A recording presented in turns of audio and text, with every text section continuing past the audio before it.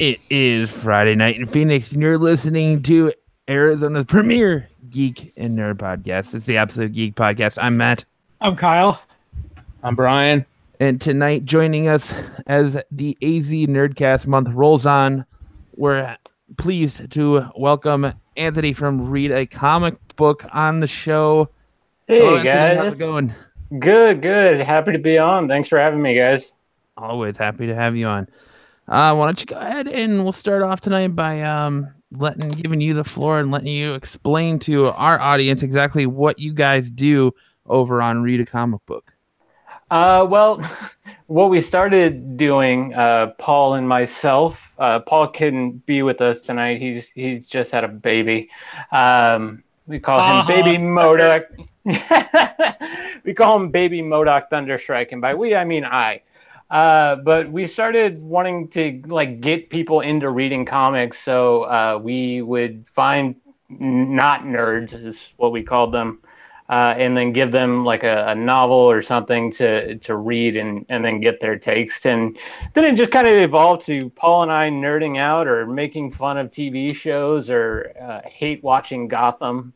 So it's kind of just us nerding out and talking about comic books and all things related with comics. Nice. That's cool. It's super fun. So do you do more than comics on the show, like movies and TV shows? And Yeah, we kind of reach out into all the realms. So we just did an episode where we watched the 1990s Flash on the DC Universe app, just getting ready for the CW Flash to come back. Like I said, we did a hate watch for Gotham, but we do talk about I hate watch. I hate to watch you, but I'm gonna keep doing it. I was committed at the beginning. I stood up for it, and then it just got progressively bad. And then they introduced Joker, but not Joker. So it became a hate watch thing. I was pot committed at the time. I gotta know. What do you think of Bane? You mean Bane from Santa Barbara instead of Santa Prisca? Can we get one that's a little bit darker than khaki for once? Oh God, I'm not excited for it at all. I thought it was more like Bane, who found a used Darth Vader Halloween costume at Goodwill and decided that it was time to make a cosplay. It's like a doomsday prepper and a meth head had a weird baby. Right? But a super cool haircut. Okay, sure. I feel like without the mask, it gets real flock of seagulls under there. Right? There's nothing wrong with flock of seagulls. That's why I said there is cool. now. The picture they're showing, his body looks super deformed. Like he's got this huge upper body and then this skinny waist and legs. He definitely skips. Oh, he's got a prison body. Yeah, pretty much. But work on leg day, bro. Gotta work on leg day. It looks more like they made his body out of one of Henry Cavill's leftover Superman suits. It looks all real buff up top, and then you get to the waist, and it's like, oh damn. Well, I guess the only good part of it is that this is the last season, right? So you don't have to go through it for much longer. I was a huge fan of, you can ask Matt. I was kind of like Anthony. I was a huge supporter of Gotham for the first couple seasons. I always watched it. Oh yeah, and I loved it. And all of a sudden, I think once around the time when they were just doing all the villains, the season of the villains. Oh yeah. I was I slowly started going, oh, no. It got harder to defend it. It really did. You're just it just gets rougher and rougher and rougher. And then all of a sudden I was just fuck it. And I just took it off my recording and it slowly just disappeared into oblivion. Yeah, I leaned on Ed Nigma's awesome excuse too long. I pulled up. I defended that show on the entire first season, and after about season 2, I bailed. That's fair. I couldn't anymore. And I was real excited about Cameron Monaghan coming to the Joker, because I like him in Shameless. He's fucking awesome in Shameless. Yes. So I was great. And then it was I'm the Joker, but not really the Joker. I was you've got to be fucking shitting me.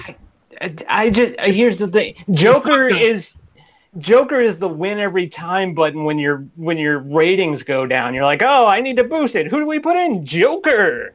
Like, they put Joker all over the Suicide Squad movie, and he's in it for 5 minutes, and the movie's awful. Yes. Well, that's because they had an awful actor playing an awful Joker. So they had a lot of awful going on with that movie. You can't blame Jared for all of that. He takes part of blame. He does no wrong. Okay, you're adorable.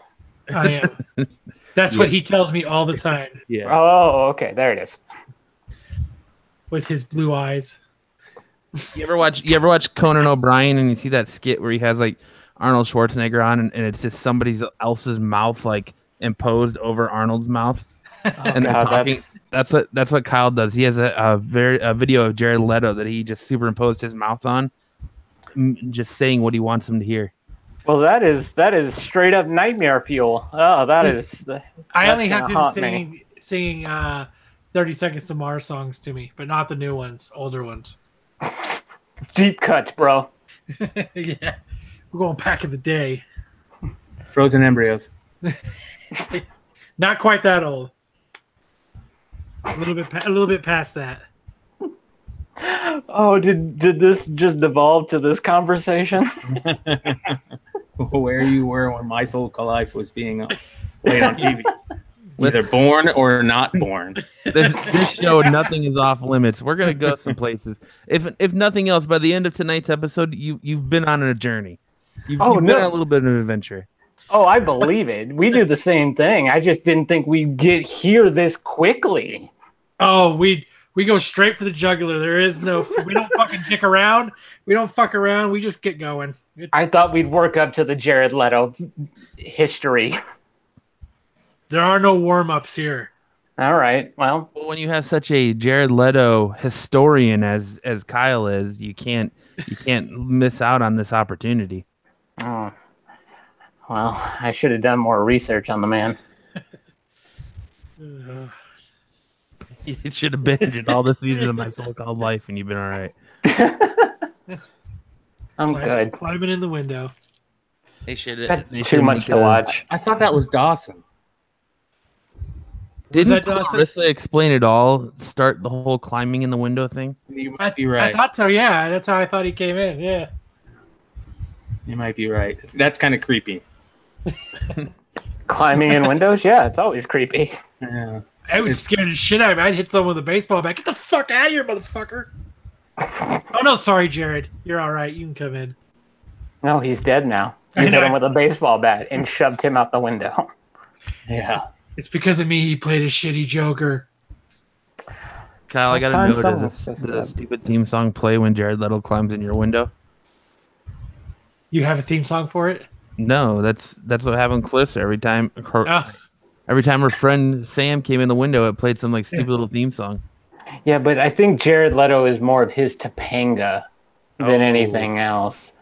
So maybe no music. Topanga didn't need music. All that hair. She carried it herself. She didn't need shit. She didn't climb. She floated into that window. I think she floated into a lot of people's tissues, too. Oh, wow. Oh, wow. Wow, you really went there, didn't you? I was gonna say something, but no, now you gotta say it, Brian. I was gonna say socks. That too. Yeah. Hey man, everybody has their jars. Yes. So, anything fun happening in the comic world? So, I mean, to get back on track here, since we way off of left field, a little bit more about you. You do stand-up comedy too, right? Yeah, I took a break a little bit. Yeah, I'm getting back into it though. My cork board here is all beautiful mindy with bits and stuff that only makes sense to me. So what's your process to doing jokes? Like I know, like I think like Jerry Seinfeld, when he does jokes, I think he writes like the entire joke out, like word for word, and then he like memorizes it and goes on stage. And then I think there's other comedians that like they go and they show up places and they have like topics they're going to hit and then they just expand. But what's your fucking creativity in being a comedian? I usually wake up in the middle of the night with something that sounds funny to me in my head, write it down, and then try and make sense of it the next morning. Then there's I get rather stoned, write that way, and then edit, but never word for word. I try and keep it loose. I did improv for 8 years, so being able to kind of make up the bit as it goes. I know where I want to get and where to start. I just kind of figure out the middle as I go. You mean you did stuff like name a place, Starbucks, when the death of Christ? Well, you know, a little less college troopy, but yeah. They weren't named like Dawson's Queef, you know, which is an actual team. I probably should have come up with something more clever than that. But anyways, no, it was actual. I mean, yeah, we did the suggestion stuff. It was Whose Line Is It Anyways, and we pretended it was a competition.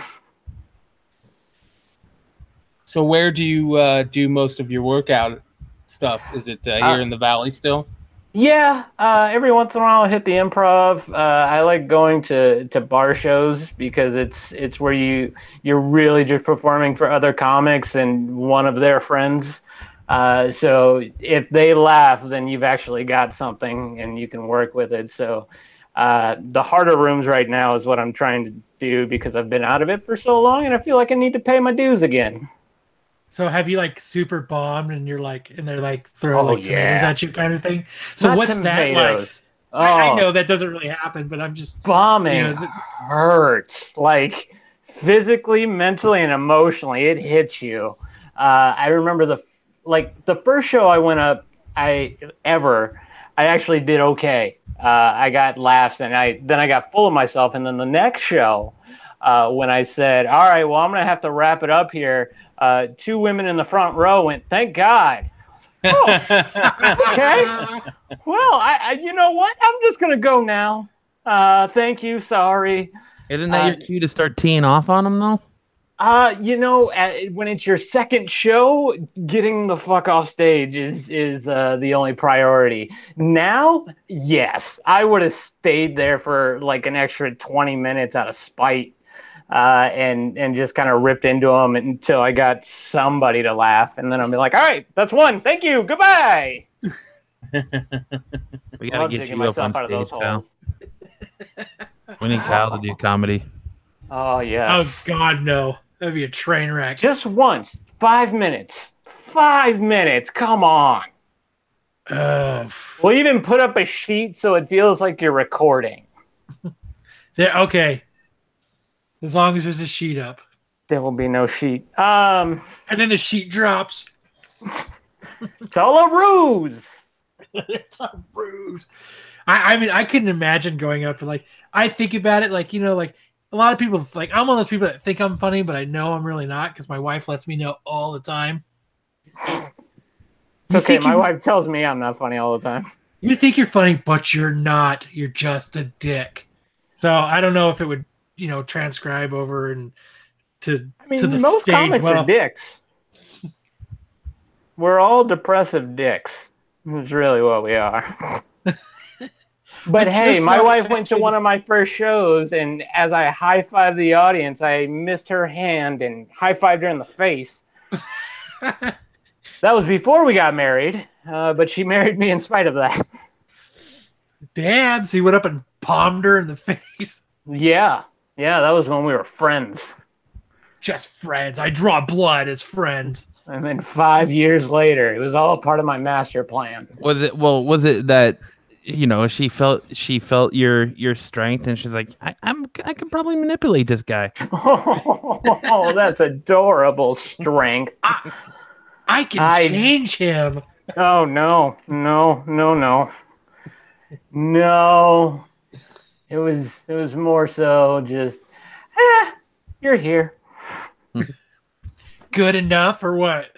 Yeah, she's like, oh, you get passes to Comic-Con. All right.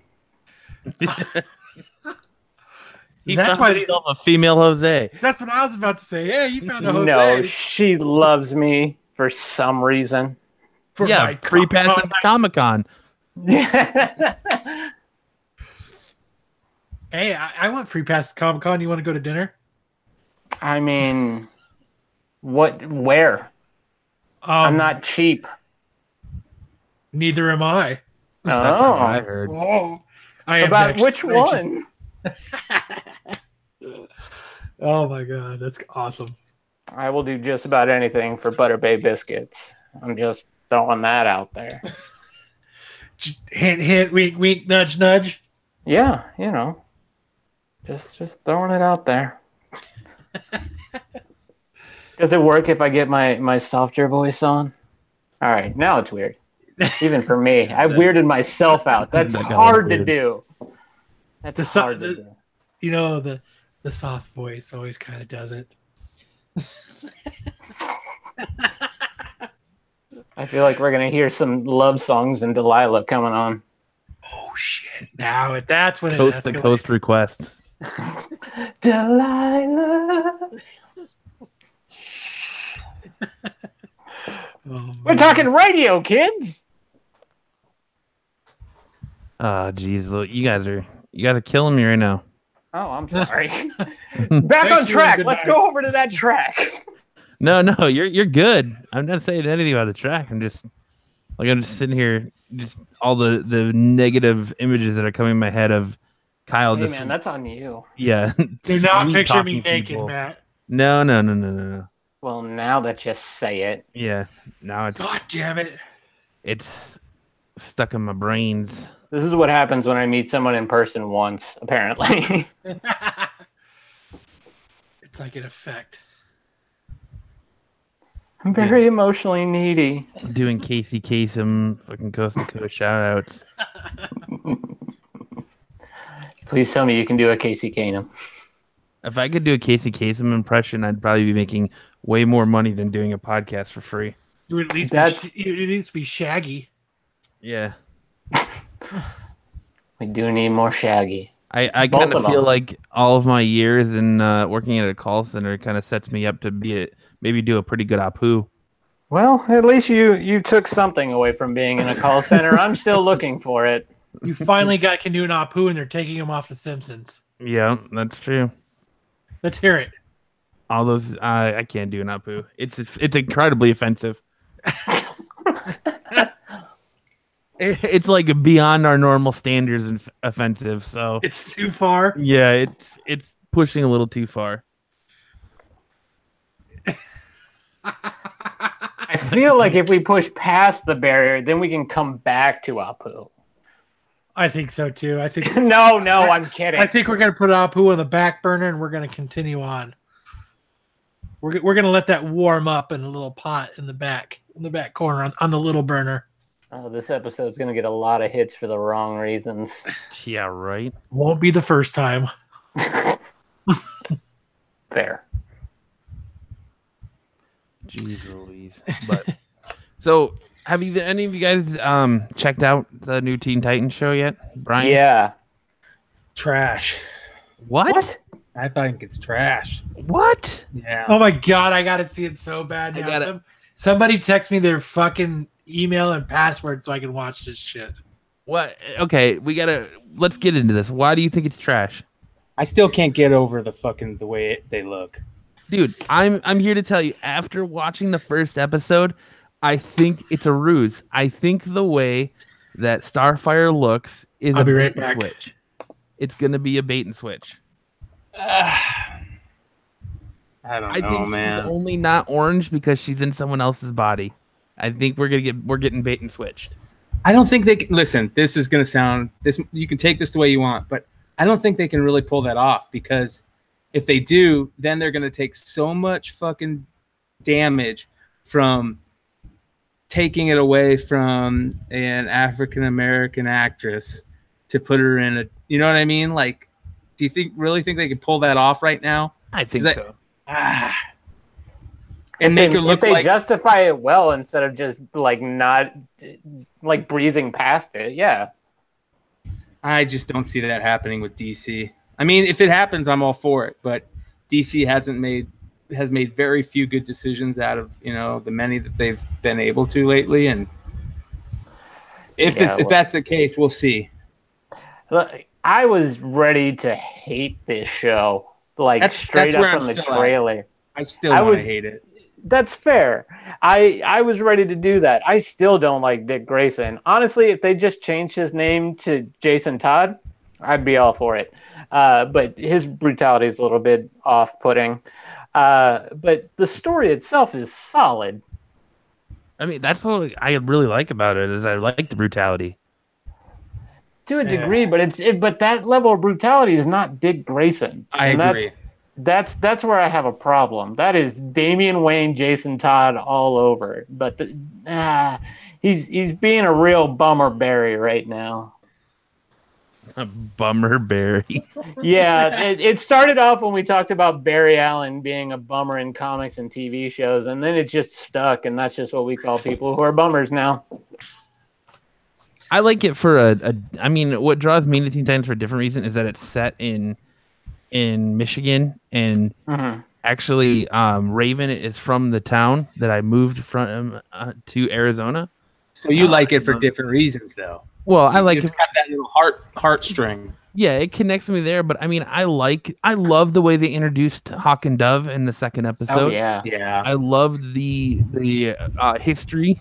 I've always liked Hawk and Dove. Always liked Hawk and Dove. I like the history between Dove and Dick Grayson in that, and I love the way that Raven kind of outed him, and I mean, yeah, it's a little, the Raven angle is a little weird for me, but it is weird. She seems a little too young. I like the darker tone to it. Like it's more like Dick Grayson is scorned. Like there's obviously some underlying thing that him and Batman have had a falling out, and he's scorned, and he's trying to strike out on his own and prove his own point. But I don't like that, because that never was the case with Dick Grayson. And maybe even when he became Nightwing, like he was still angsty when he gave up the mantle of Robin, but he didn't kill people or throw his Robin star in people's eyes. Oh, I thought that was awesome.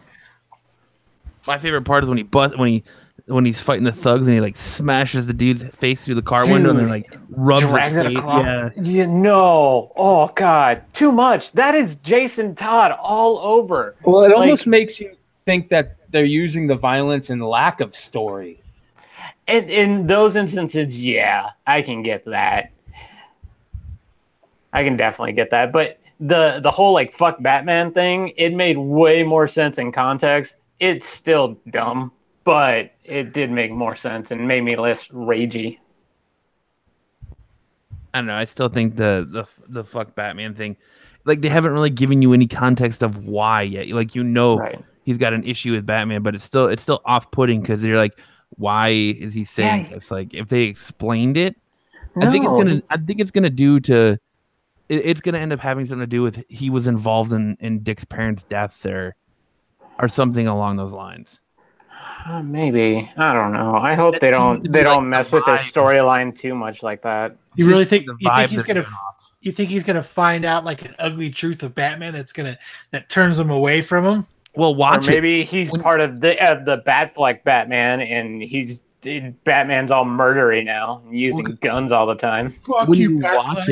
When you watch it, that's a vibe I get from it, because you have Raven having all these flashbacks to the Flying Graysons and the accident and everything that happened, and then he doesn't want to talk to Batman, and when he's talking to Hawk and Dove, and he's going to Alfred for help instead of calling Bruce, and I was hoping we'd see Alfred. It's all secretive, and he's just like, he obviously doesn't want anything to do with Batman, and I think the reason they keep flashing back to that is that he's going to find out, or it's going to come out that Bruce had something to do or was somehow involved in the death of the Flying Graysons. I mean, it would make sense just because he's like all over I'm out of the life kind of thing right now, but I hope it's not that. That'll make me angry. It's like he slid in and he's like, I would like a child. I'm going to kill your parents. Hello, orphan child. I'm going to take you in as my ward now. That would make me hate the show really fast. That would make me hate the show. Yep. That would be awful. Because I think the DC Universe app solely for Young Justice. I'm a real big fan of Nightwing just because of who Dick Grayson is and his relationship with Bruce Wayne. And I was never a Jason Todd fan or even a Tim Drake fan. I'm a huge Damian fan, but what? Oh yeah, I fucking love Damian. He's my favorite character in all of Damian's comics. awesome. I'm with you on Nightwing. Okay, keep going. I'm sorry. Here's why I love the Damian as much as I do, because I think that the Batman and Robin comic with Damian and Dick as Batman was the best team up. Good. That was the best Batman Robin combo for me. Yes, and then even when back in the day when Dick took the mantle, when Bane broke his back when he took it from. Are you talking Battle of the Cowl? I can't remember if that's what it's called, but he took it from. It was the Azrael. Remember Azrael? Battle for the Cowl. No, yeah. Battle for the Cowl is when him and Jason Todd go after it, right? Yeah. Right. Yeah. You know, this was back when nobody knew he was in it. They still thought it was. Or no, is it? I can't remember. Is it Jason or is it Tim? Tim. I thought both of them show up in it. Is it Tim and Dick that are fighting over the cowl, or is it Tim and Jay? Or is it Tim and I think it ends up being Dick and Jason at the end. Well, there was a point back when Dick first took over the cowl, which was right after the breaking of Batman's back, and John Paul, I forget his name, whoever Azrael is, took the mantle, and then he was a little too violent, and that's when Dick finally put on the cowl and everything, and that was one of my favorite. Yeah, that was one of my favorite all-time periods of any DC comic, and I think that I love that so much because of the way Dick looks at Bruce. I mean, it's even more of a father figure thing. I mean, he looks at him as a father figure, but even more. And then when him and Damian teamed up, you can tell he was trying to instill some of that into Damian. I mean, like he was trying to be that Bruce, and this is such a difference that's why I like Dick Grayson so much, is because of how he looks at Bruce. Yeah. I don't like him not liking him, not one bit. No. Even recently in Batman and Nightwing, and respectively, before Nightwing got shot, like the two episodes before or issues before that, it was just Dick showing up and like trying to get Batman to joke around. Yeah. Like the whole time. I loved those issues. They're swinging around, and he's just cracking jokes and and it's like you're like, and Batman's like, and he's like, "Come on, Batman!" I get what you're saying. They are really cool. For those issues, Nightwing was better in the Batman title than he was in his own title. Yes. Dude, his own title has been fucking terrible. I'm trying to give this new Rick thing a chance because it's Nightwing, and I have to give it a chance. Plus, I review it, so. It's like when they switched writers and everything, it's been real rocky since they've switched writers. So you like Tim Seeley? I liked when Seeley was writing it, and then when they've switched, because they've switched and then they switched again, I think. Yeah. But whoever's writing it now, I can't think of offhand. I'll tell you right now. I think that it's Percy. Problem. It was Percy. I think it all affects still from the Rebirth, man. Like they were killing it when Rebirth came out, and I think the every 2-week issues was ambitious, and then they switched it to monthly, and then raised the prices back to $3.99. And I don't think I think what's really hurting it, and we've talked about it before, Matt, is I think they did the bi-weekly thing too long. Yeah. For a lot of titles, and it was too much for people, and that's why all these artists started, and writers and stuff, everybody started switching. I think they need to go back, and I know they've done it with quite a few times, but they need to go back, and they need to get some of these other writers and artists back on these titles, like Tim Seeley. They need to get him back on there. Like he was doing a really good job, and I think him leaving, I think it hurt Nightwing because I enjoyed him writing it. Yeah, and also all the stuff that's going on with like Heroes in Crisis, and it feels like DC was rushing to get to that, so they kind of like cut Ben Percy's legs off with the story he was wanting to tell, because now they just don't even acknowledge that it exists in the current run. Granted, his memories are gone, so maybe they'll bring it back, but it just the last issue, you're just like, oh, that's it. Okay, all right, bye, Ben. Kind of taking a step back here to Titans. Tim Bolt says in the chat, maybe Dick Grayson read Batman Damn #1 and was disappointed in the Batwang. We're gonna be talking Batwang forever, aren't we? Yeah. Can you imagine Dick coming up and going, Dick saying, "What's up, little Dick?" Yeah. You see he gets right next to it, starts to whispering to it. I expected you to be more girthy. Why didn't he marry Selena for real? Well, we all know why he didn't, because he wasn't man enough. Right. Is anybody man enough for Selena, Kyle? Let's be honest. Mm-mm. I don't know. I think Martian Manhunter, or not, Martian Manhunter might be, or Dr. Manhattan. I mean, I'd like to take a try. Wouldn't we all? Right. Oh, Selena. All right. Maybe Selena wanted more than an 8-second ride. But well, then I'm not the man. back to DC. I feel that with Rebirth and where they're going, they're just falling back into that same trap that they made with New 52, and it's turning readers off. Like, I've pretty much dropped all DC titles. It's hard to keep up right now. I've had to drop a lot of my pull list, and I feel like Bendis coming on, DC just like blew its load. They're like, all right, everything. And Bendis has been shit. You know, Superman's good. It started out really good, and I liked his run, and I just lost interest.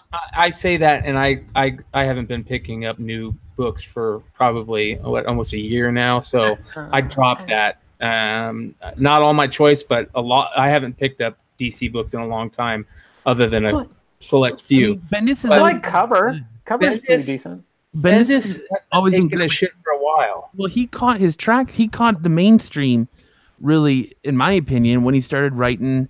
Like, he was getting there with Ultimate Spider-Man, but it wasn't until he made Miles.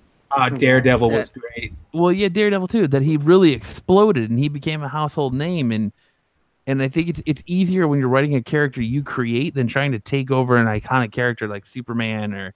Listen, I know that one of the greatest runs, in my opinion, on X-Men. He had multiple all new X-Men's with the all new X-Men run. The last Jessica Jones run that he did with Marvel was incredible. Amazing. With him and Gatos, oh my god, so good.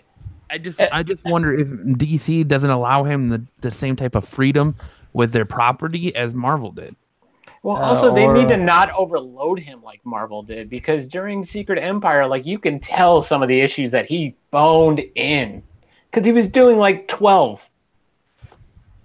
Yeah, well, my thought process is on those big events is complete shit. I don't think a big event has been good in 10 years. So there's very few that have been good, at least. Well, Marvel's big events start good and then they fizzle the fuck out. Yes, because they it's too much too fast for the creators.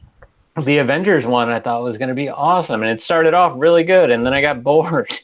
Yes. And I hate that. That's one that comes to mind for me is Access. When Marvel switched and they had all the villains switch sides, like, it started out so good and then it fell so flat.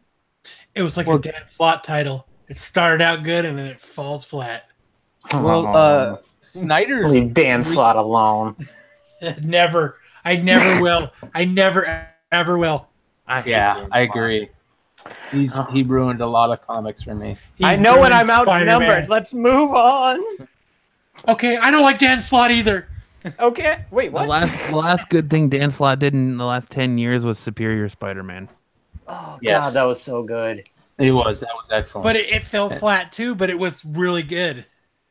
The thing I didn't like about that was what happened to Peter is now he's got a company. I think the only reason Superior fell flat is because they brought Peter back too soon. Yes. Oh, yeah. That's why that fell flat. They didn't let him explore Otto as the Superior Spider-Man enough. They brought Peter back way too soon. Yeah. I always bring Peter back way too soon. Stupid. I don't even know what that means. Yeah. Well. This attempted force of a dick joke is brought to you by Crown Royal. Oh, look at that! I've gotta go. Yeah. Right, but Oh fuck. and that's what scares me about this Spider-Geddon storyline they're doing. One, they're bringing all these new Spider-Man in, so you're gonna just see idiots buying this book up just for it's the first appearance of Cowboy Spider-Man. Too many. On a different note of that Spider-Geddon thing, did you guys see that that cover first? That Spider Ghost, that Hung. What's that guy's name? That I don't know. I know it's an Asian, like Lee Hung or something like that, or Hung Low. Yeah. Anyways, there's a variant to that Spider Gwen Spider Ghost issue. Did you guys see that variant? No. Oh my god. Absolutely gorgeous. One of the most beautiful covers I've seen in 10 years. Yeah, Hook Lee. That's the guy. Well, he's not Hung Low. Well, it's I'm racist. You are just nailing it with the dick jokes tonight, man. Just. So if anybody gets a chance out there to pick that book up or take a look at it, It's one of the most beautiful covers you'll ever see. Absolutely great to get that. And send it to Brian at P.O. Box. Yeah.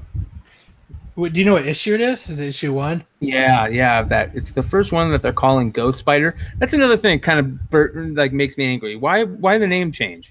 Is that the name change all based on the whole thing they're doing with this cartoon and everything? Marvel has to reboot and go back to number ones every 6 months. That's what's going on. But it's such a stupid name. Like, why Ghost Spider? How is she anything ghost? Like, where does that come from? It's stupid. Fucking stupid. Anyways, carry on. Oh shit! Are you talking about the one where she's like jumping and her legs are up, and it's like a pink background? No, she's walking, and it's like a full figure of her walking, and she doesn't have the mask on. Just the hood up. Yes. Oh, she looks kind of Assassin's Creed-y. Yes, she's got her blonde hair, that's and you can see the web going. Yes, beautiful cover. Absolutely that's gorgeous. Incredible. Yeah, I couldn't believe it. That's the time where I hate myself for not picking up new books. Yeah, I want that as a canvas on my wall. Exactly. Does it look like she's jumping off a building almost? Is it not? No, she's just walking. Yeah, it looks like like she's walking down an alley in New York somewhere. And it's raining. Yeah, the rain is it's perfect. It's a perfect fucking cover. It's really good. So, anyways, hi. I'm very good. Zoning out on artwork is good listening. I'm very good at derailing this podcast. That's fine. That's what we bring you in for, Kyle. Or Brian. Brian. I've been on the topic for more than 2 minutes. You take us over there. Yeah. Hitler joke incoming. Yeah. Oh, wow. Okay. I found it. He hasn't planted one of those yet. It is really nice. Bad timing. Hitler joke incoming. Oh, I found it. Oh, man. He did like 3 of those 2 weeks ago, didn't you, Brian? Oh, man. That was more than 2 weeks ago. But Holy fuck, it's like a $300 book. Is it really? Damn it. That makes me hate life even more. Yeah, it's going for like greedy. Well, I mean, that's just what the bidding's at. Like, there's just ones at $390, ones at $298, ones at $299.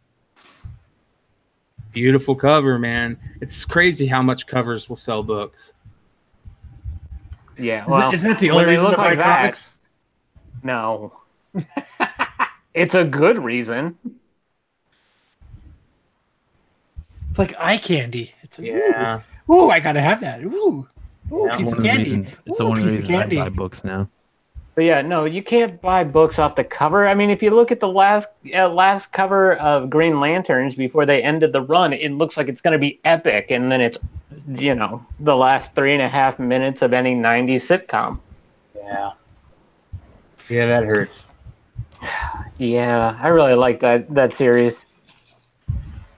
Yeah, I'm really hoping that Jeff Johns can do something with that with the movies, and that still is. Here's what kills me is you're putting all your faith in Jeff Johns.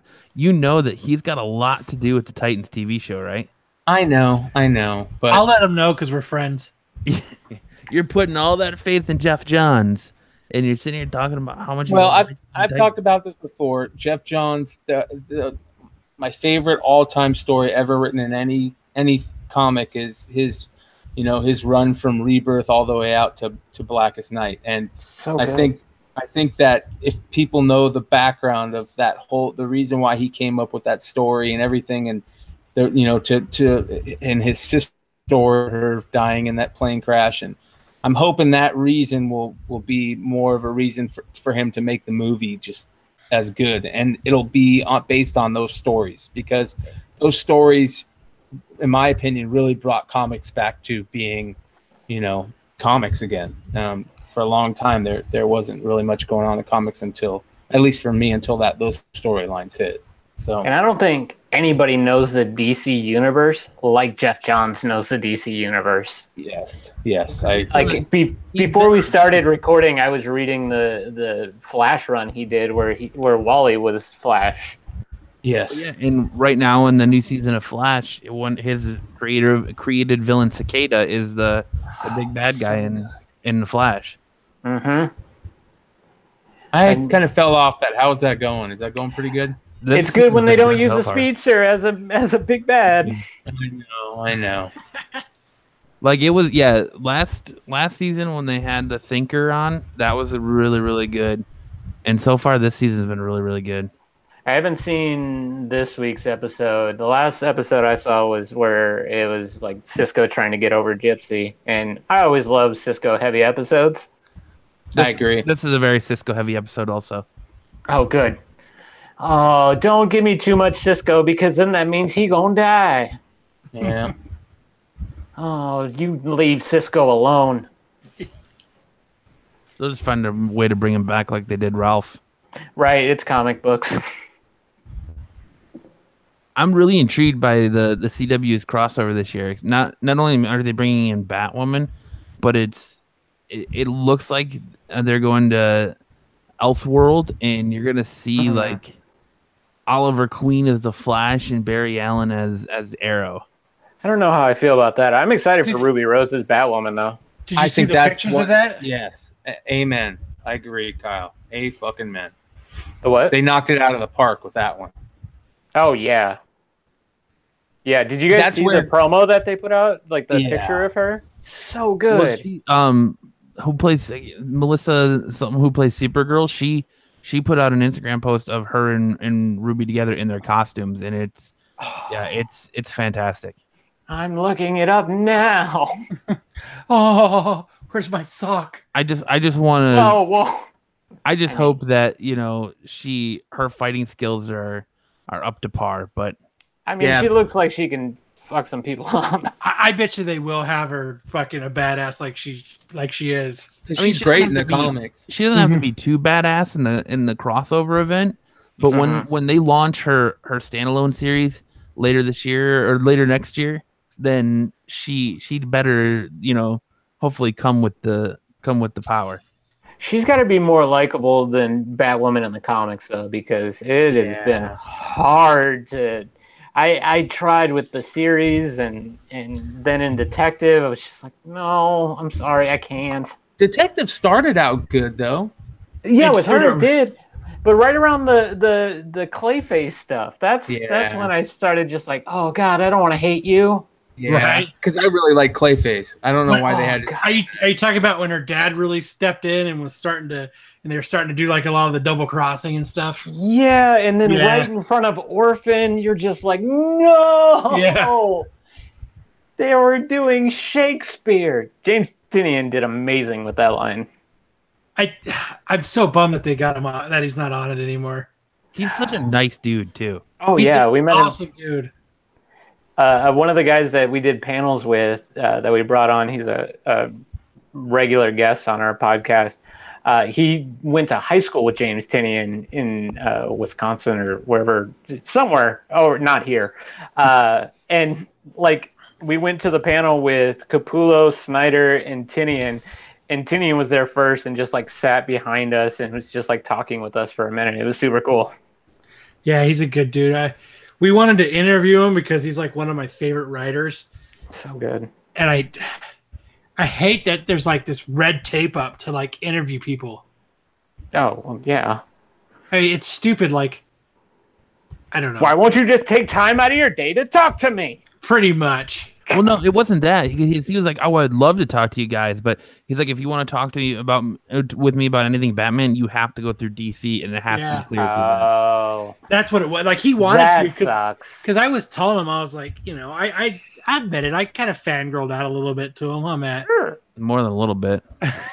Dude, I did that when if I he met would've- Josh Williamson. If he would have dropped his pants and presented himself, you would have went to town. Right. Well, I tried who that. You amongst would have been us strapping on the wouldn't? knee strap or putting on them fucking knee pads. You were ready to go. Hey, I did that to Josh Williamson too, and he was like, "Oh, okay, thanks."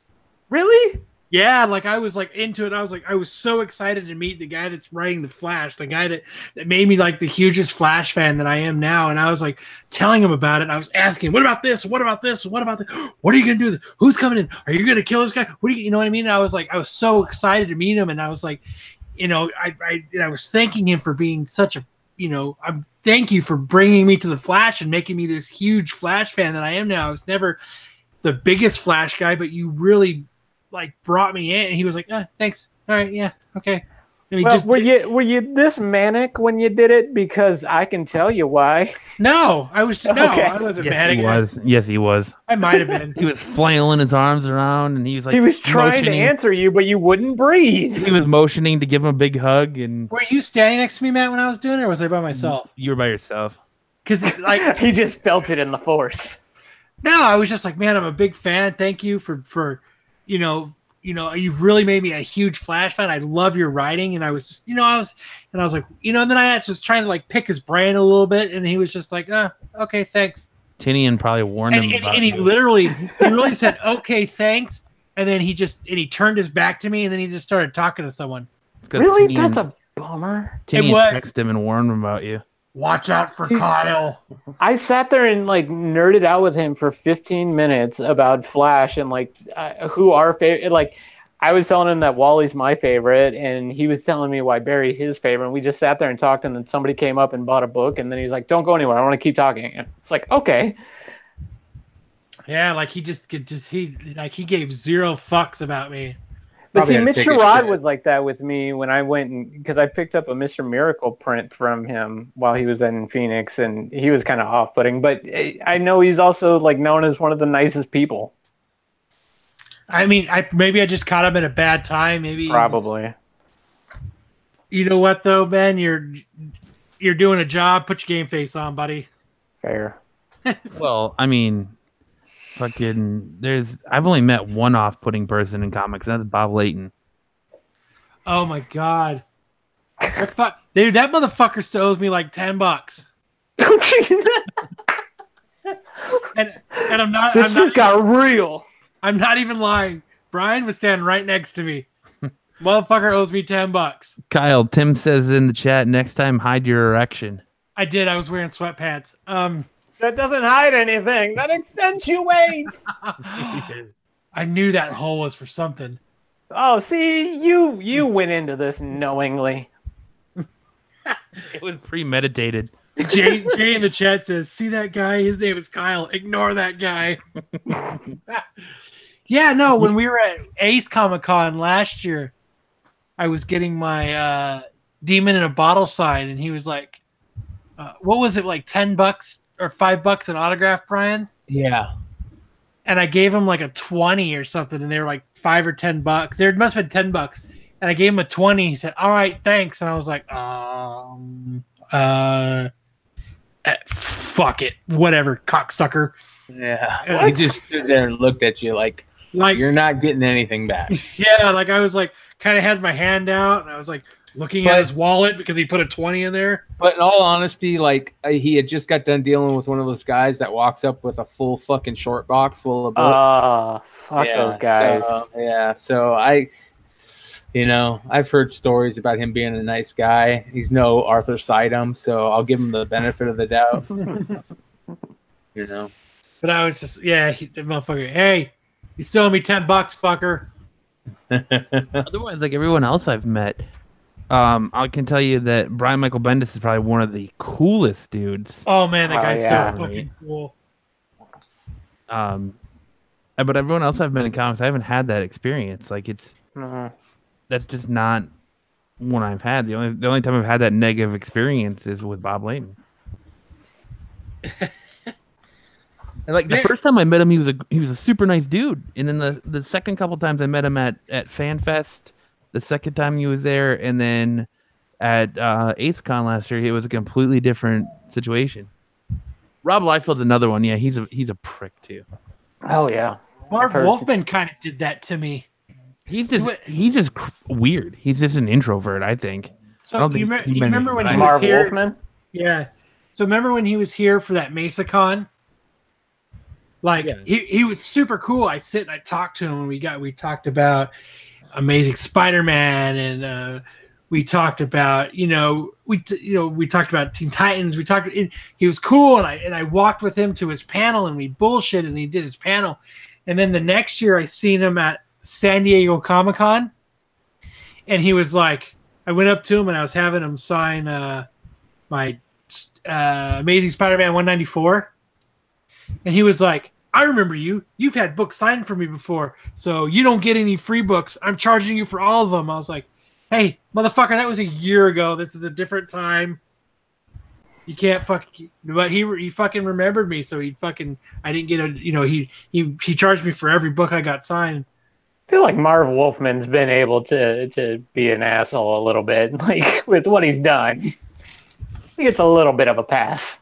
No, nobody gets a pass. I don't know, man. All Stan Lee. We're the reason he has money. Like, you should be nice. Yeah, but you're comparing Ace to San Diego. Like, the chaos is not the same.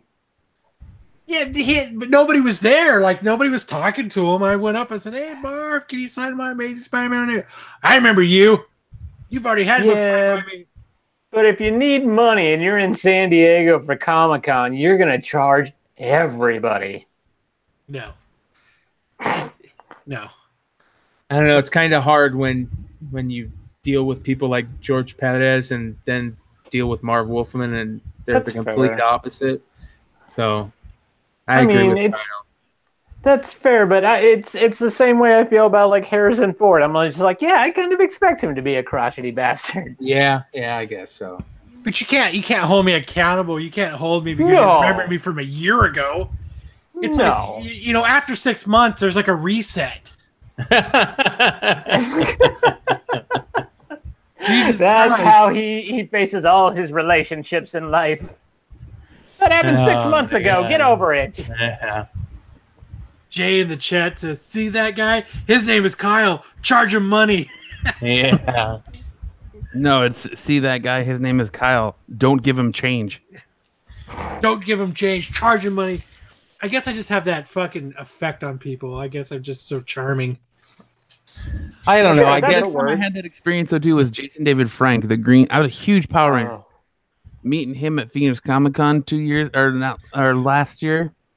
He was kind of a D-bag. Like he was kind of. Was this the year of the Punisher? Yes, I say he did have to deal with somebody trying to kill him. Yeah, he kind of gets a D-bag pass. I mean, I would give him that second chance, but like, I was just like, man, that crushed me because he was like, I've got my idols. Like he was an idol. Kevin Smith's my idol. I meet Kevin Smith. He's a fucking beautiful human being. Oh yeah. Never meet your idols, and you're like, I don't know. I picture Dan walking up and shoving Kevin Smith out of the way to go smoke. It's very hard to meet your heroes. Some of them will disappoint you. I mean, we went to a panel for the rest of the Power Rangers a couple years ago, and it was just depressing for the first 20 minutes. It's just like, oh, I don't even want to meet them up close now. I've decided to keep them afar. I'm going to keep them at arm's distance. Tim in the chat says, "Fuck! Here comes the sweatpants boner guy. Maybe if I charge him, I can get rid of him." I get. You know what? You're right, Tim. I get the hint. I'm going to have Matt or Brian get my book signed for me. Hey, or you can go and cosplay a sweatpant boner guy. I'm just going to walk by and drop notes on their tables. That's not creepier. Hi. I think it's just a matter of circumstance, though, because like the first time I met Robert Kirkman here, he was kind of a dick. But then Right. when I met him the He second was. time, when I met him at San Diego, he made fun of me and gave me shit, but he That was was the he was greatest- much nicer at San Diego than he was. That's when me and Kirkman became friends. We bonded over making fun of you. Yeah. Anyways, Oh, you think you're friends? that's Kyle's MO. Everyone's friends with Kyle. We bonded. You meet him once and you're best friends. He's got a book that proves him and fucking Rob Liefeld are best friends. Oh my God, he got so pissed at me when I said that to him. Yeah, but he did it. He did do it because he charged me money. Yeah, because Yeah. fucking money talks. Hold on, explain. So I went up. So I waited in line. I was at San Diego Comic Con, and he said he walked up to a random booth and he was like, 20 minutes, I'll start signing books. And I was like, cool. I'm gonna get a book signed by Rob Liefeld. So we got up there and he was like $30, and I was like, hey, can you make that out to my friend Kyle? To Kyle, your friend, Rob Liefeld. He's like, I'm not your friend. And I was like, yeah, we are. We're friends. I read your books. I followed you on Facebook, all kinds of Twitter. We're friends. And he was like, and I said, and I'm giving you like $30. And he was like, fair enough. And he fucking he wrote, to Kyle, your friend, Rob Liefeld. Wow. But he was not. Then he proceeded to draw a shitty foot. Then he drew a shitty foot. He was pissed off at me about it. He was not happy. We are not friends, he said. I think you're onto something, Jay, because Kyle does have he has a problem with standing awkwardly close to people. You're fucking stupid. No, I don't. Don't stand. He stands awkwardly close to people. I know the 3-foot rule, motherfucker. The closer he gets, the more mouth breathy he gets. It's very awkward. He's like Eugene from Hey Arnold. So next time I see Jay, when I get to meet Jay, there is no personal space. You have to, at a convention, you have to stand 3 feet from someone because they probably stink like BO. Mm-hmm. Did you guys If hear they about don't, that? you do. There's a story coming out about I read it on some blog where Super Smash players are pleading with each other that to stop smelling so bad because when they go to these these places, yeah, it smells too bad. It quote unquote smelled like he worked in a crematorium. They're turning against themselves. Dude, they do. When I went to Evo, they have that reputation in the game community, dude. Is they're the smelly kids. Just hand out deodorant as everybody walks in. It's funny The you say ultra that. basement nerd. It's funny you say that, Kyle, because a couple of the Twitter responses were going to be writing a Smash mini guide for all you that are interested in traveling. #deodorant. Here you go, Matt. For Smash Bros. Melee Evo Finals, they should just have a judge smell the top of players, see who could actually took a shower and wore deodorant. So that's funny. Yeah, Jesus Christ. There's some stinky ass people. There's a fine line, and they walk that. They cross it. They don't walk it. They cross it. I was about to say. So Yeah, maybe that's why Marv Wolfman is such an asshole. He's got to deal with people like that. Smelly people. I mean, if I had to deal with that a lot, Yeah. I went to a smaller con a couple years ago to do a panel, and it was like in a hotel ballroom. The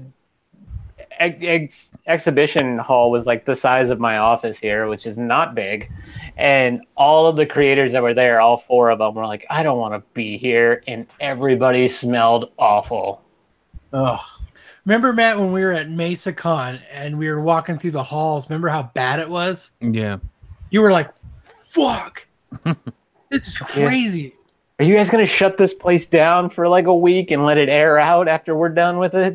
They should do like they did to what's his name, Super Troopers, and they're spraying them with water and delousing them, throwing the fucking, and they'll just throw. They can just throw like soap at him and like spray him with water. That's gonna be the new security checkpoint.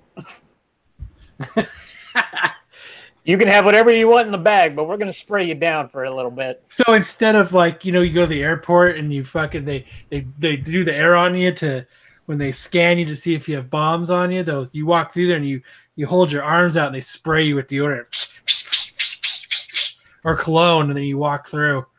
That should be part of the admittance fee. Then everybody's gonna smell like Axe deodorant, which is worse. You smell like Axe is not a deodorant substitute.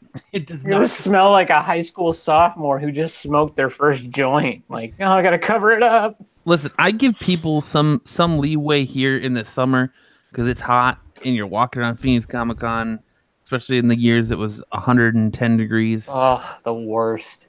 I give people some leeway. Yeah, you're gonna get a little swamp ass, but mm-hmm. when you get a dude and you look like his hair is so greasy he needs to change the oil in it. Like he hasn't washed his hair in like 6 months, and he looks like Pigpen with just a cloud of dirt coming off him. That's a literal cloud. Yeah, no, it's bad. When you can smell someone 3 aisles over and it ruins your browsing experience. I'm going to grab one of these swords here and go find whatever has died. Yeah.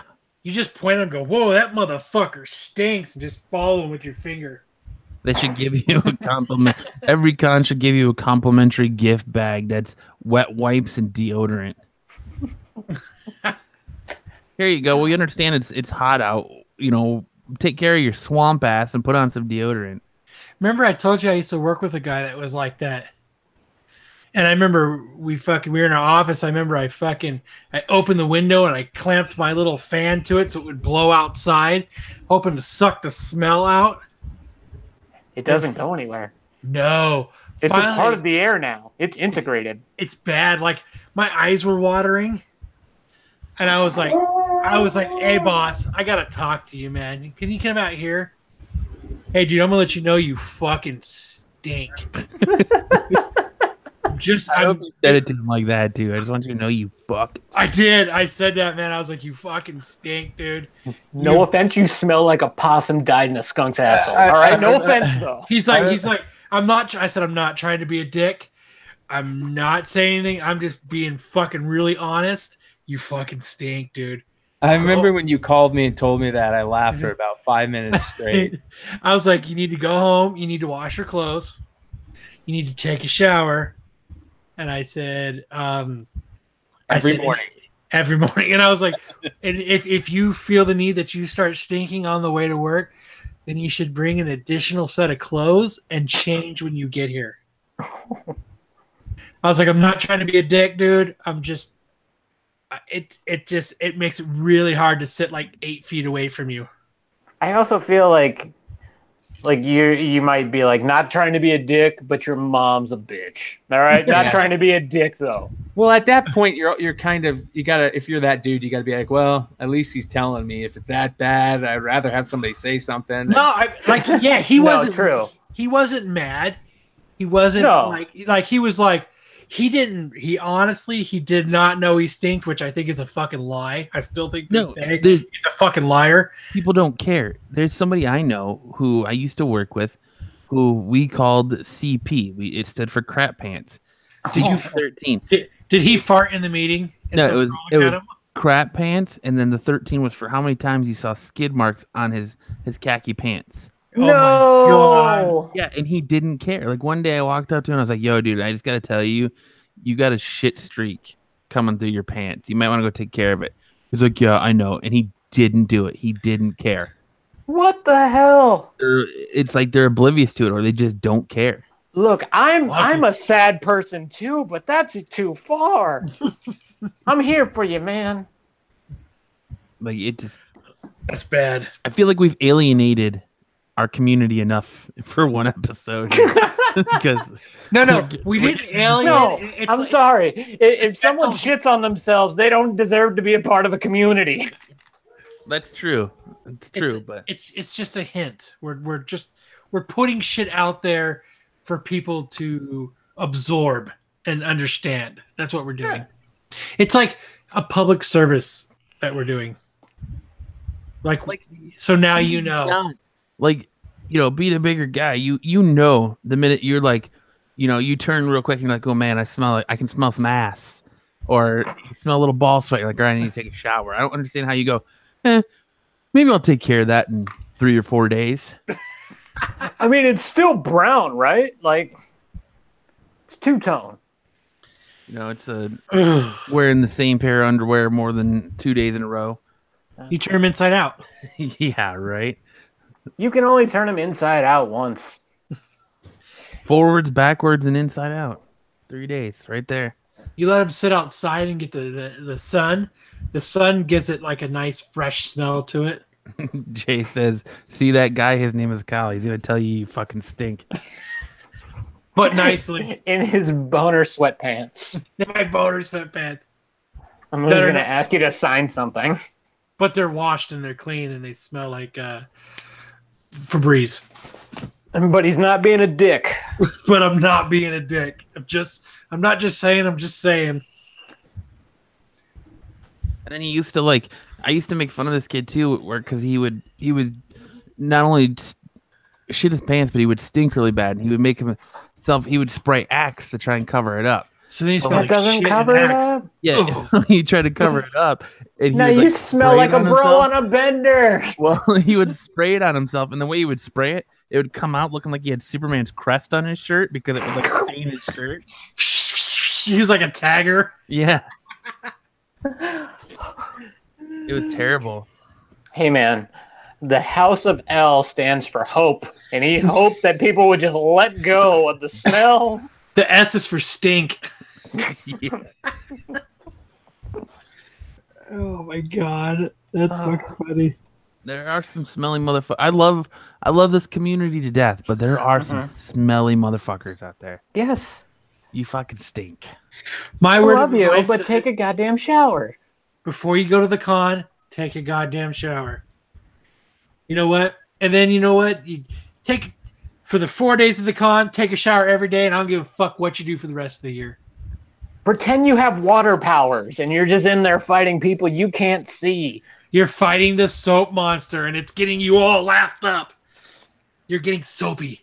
Make a game You of should it. install shower stations at Phoenix Comic Con. They were going to, and then they put that big ass PlayStation truck in the middle of the floor, so they had nowhere else to put it. S is for shit stains in your khakis. Oh man, that's fucking funny. But yeah, it's insane how people don't realize. I think you just get used to the funk. I guess you become immune to it. Like Immune is a word. I don't know if I would use it, but it is a word. You get nose. What is it? They call it nose blindness. yes. We just don't smell it. Melasmia. Yeah, she get nose blind. That's fucked. Jesus Christ, you fucking stink, I'm not trying to be a dick, but you fucking stink. dude. When I publish my comic and I'm fucking signing, if a kid takes off and I'm signing autographs at a con and some kid walks up to me, I'll be like, "Here you go, here's your autograph. By the way, you fucking stink." Just right, too stinky. Take a shower, stinky. I feel like you guys are going to have a panel next year just called Dude, You Fucking Stink, where you guys just point at people in the room and you fucking stink. It should be an easy Nerdcast panel. It's just, by the way, you fucking stink. Yes, I'm on board. And all of us sit down on the panel and tell you ways that you fucking stink. At 8 o'clock tonight, AZ Nerdcast presents You Fucking Stink. Oh, there's a fire alarm. Never mind.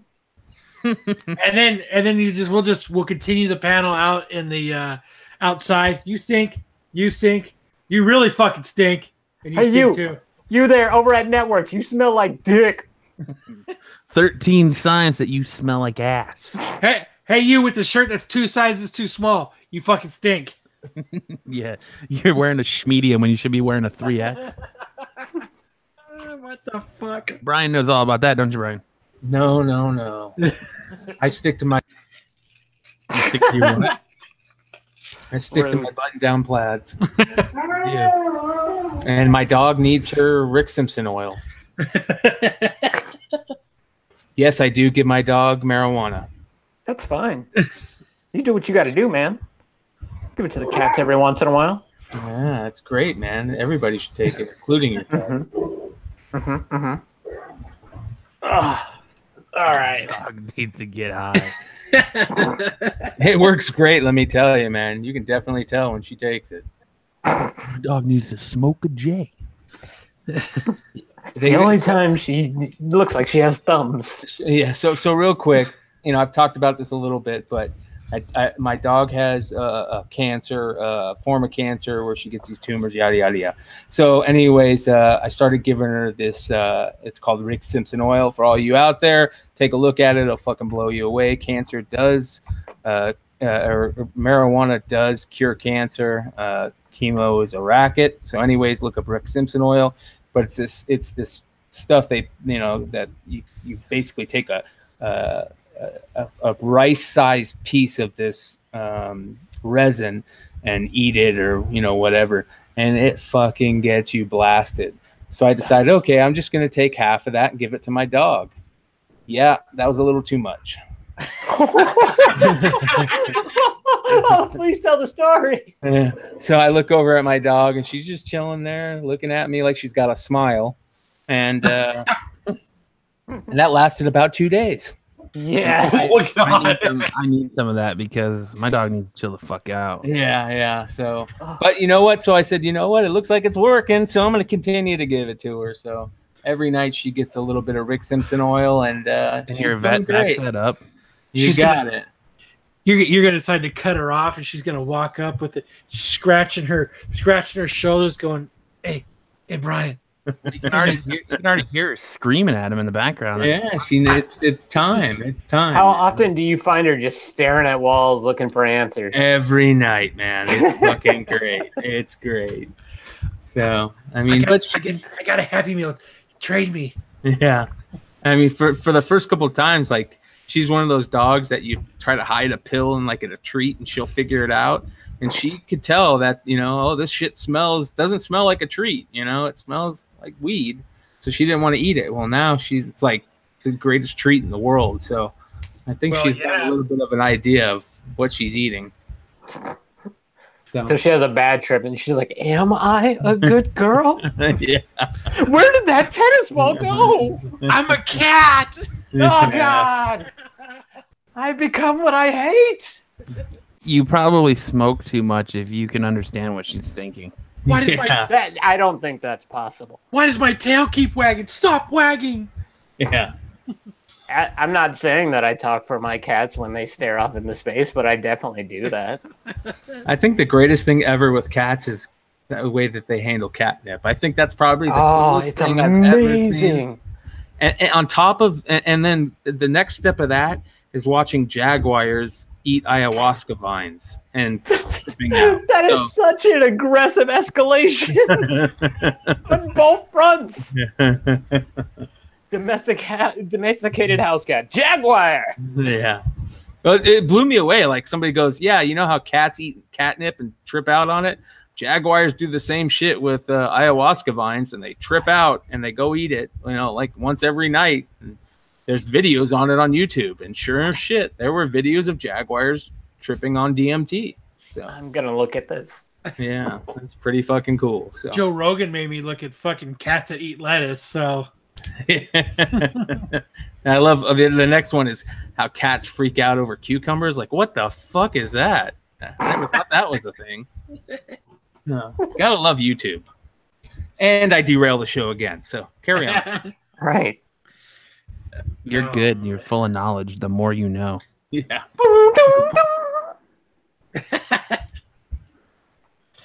Oh, man. So I got kind of a story I guess I should tell. It has nothing to do with cats or getting high or anything, but I know. I'm gonna bring the show down. Yeah, but you thought you were coming on the show to talk comics, huh, Anthony? Oh, I didn't know we were having an intervention. Okay. No, we're doing all kinds of shit. But like most of you know, I bought a car a couple weeks ago. I bought a new Volkswagen. And this is my first automatic that I've ever owned. So I'm in the world of automatic. So my car has and I know this is going to sound dumb, but my car has like an eco mode, a normal mode, a sport mode, and I'm sure most automatics have this, but this is all new to me. And so I've been playing with it. So I put it in sport mode. And so I was like, so when you put it in sport mode, it makes it sound mean. I can hear the fucking turbos. And it fucking sounds like I have this muscle car, right? So I've been zipping around town in this sport mode thinking I'm fucking cool because my car sounds mean. So what I've been doing is, so I'll pull up to a fucking red light, right? And I'll take off because, you know, it's kind of like a Fast and Furious thing. I think everybody can hear my car going all deep and mean like. So what I'm Googling, so what I find out is, and my car has a thing called a sound actuator. Oh, great. I know where this is going. It's called a soundicator, which soundicator is German for sound actuator. So what it is it's a speaker. The speaker is bolted to the firewall of my car. So what it does is when I put it in sport mode, it gives the cabin of my car, the cockpit of my car, the inside of my car, the sound of a mean, rumbly engine. Oh my god! That is a dad car. I bought a Volkswagen Golf GTI. I bought a 220 horsepower car in a fucking, which was pretty much like a go-kart. You know what I mean? Don't get me wrong. Sport. But it's a fast car. I mean, don't get me wrong. It's a fucking fun car to drive. But so what I was doing was I was driving around thinking I was a Fast and the Furious, and everybody can hear me going. And what really happened is it's a speaker, and nobody can hear me. So I'm taking off thinking I'm cool, and my car's just completely silent driving around. So for 2 weeks now, I've been thinking I'm a badass. So I tell my wife, I was like, yeah, it's a fucking speaker. She's been laughing at me for fucking 3 days. Pointing and laughing at me. You think you're so fucking cool. Like I was making my son get in the car with me so we could drive around and sound cool. I feel like, yeah, I really felt like I was like the Fast and the Furious, man. So I'm fucking That's fucking bullshit, man. What a joke that they have to do that now where they fake us out. Mustangs, that's really sad. It is sad though, but like Mustangs do it. The Mustangs put it in their tailpipe. I know. It sounds so stupid. It's cheating. And I was like, yeah, and pretty much, Tim. I done played myself. I feel like that's how we're gonna feel when this nerd bubble bursts and we're not cool anymore. So now, like, I refuse to even put my car in sport mode because it's fake. It's a fake. And to throw onto his wife, he called me one day telling me about this too, and he's like, "Can you hear my car?" Yeah. So and you can hear it. It's loud in the car. So I was like, "Look, listen to it. Watch." It's a speaker. So I was so pissed and mad. I went into my car and I was digging around the engine trying to find this soundicator because I was going to soundicate it the fuck out of my fucking car. Because that's how pissed off I was at it. Then he remembered he doesn't know how to work on cars, so he just shut the hood and went back inside. Pretty much.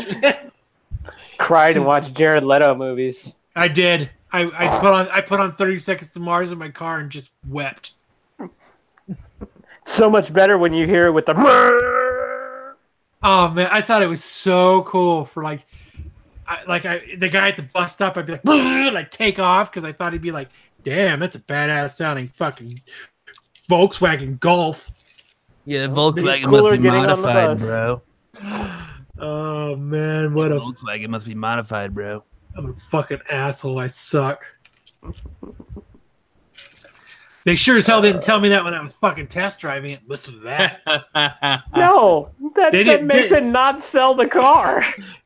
Now I know why they were trying to sell it to me so hard, and they dropped the price so low. We got to They sell it. laughed and high-fived when you left the lot that day. They did. He's gonna that, put it in sport mode. that guy's listening to a speaker. Oh, what a fucking schmuck I am. That's okay. It's And all I- right. At least you now. don't fucking stink. I do not. Well, yes, you do. And I little assume bit. I'm nowhere near you, so I have zero clue. Kyle, No. Brian and I talked about this in a group in a private chat before the show started, and You quit being a goddamn liar. we decided that we're gonna have an intervention tonight with you, and we got to let you know that you fucking stink. That's why Brian got off for 3 to 4 minutes. Yep. When you sweat, you smell like whiskey. Hey, You that fucking stink. that was only at San Diego Comic-Con. But not like good whiskey, like plastic bottle whiskey. Oh no, I don't drink plastic bottle whiskey. No, That's sir. fine. You sweat other things, though. No, I sweat awesome whiskey. Crown Royal. The mid-level whiskey. Yeah, lately it's been Bullet. Today it is Crown. Tomorrow at school, I will be sweating Crown Royal. Damn. And I That can't sounds take healthy. I can't take my car back because I signed a piece of paper that said I can't take my car back. Tim says, "Well, you're still friends with Rob Liefeld." We can both drive in my car going. Brr, brr. They both look cool together. One can't draw feet, and the other one thinks his car sounds badass. At least my seats are plaid. There you go. It always comes back to plaid. Yep, plaid seats, plaid ankle weights. It's fucking just the way it is. Keep on trucking. Keep on living the fucking dream. Someone watched Home Improvement and really liked Al. Yeah. Howdy, neighbor. So apparently they're bringing the Doom Patrol to Titans. Yeah, and Brendan Fraser's career back. Wow. Oh, that poor guy. I don't know how excited I am for that. He looks pretty fucking rough. I'm just saying Doom Patrol in general. Like I'm excited for Swamp Thing, not so much Harley Quinn. All these dudes look rough. If you look at Chris Klein from American Pie, he's Cicada in the fucking Flash TV show, It's true. and he looks rough. Yeah. And then this fucking the dude who's playing Bane, I only know him from a Walk to Remember, and he even looks rough. Well, that may not all be him. Might be So their awesome costuming. I mean, poor Brendan Fraser may look rough, but all these like 90s stellar heartthrobs look rough now. It's true. It's been a long time since Monkey Bone. Yeah. It's the Or most since he obscure was- one I can think of. Fighting the mummy.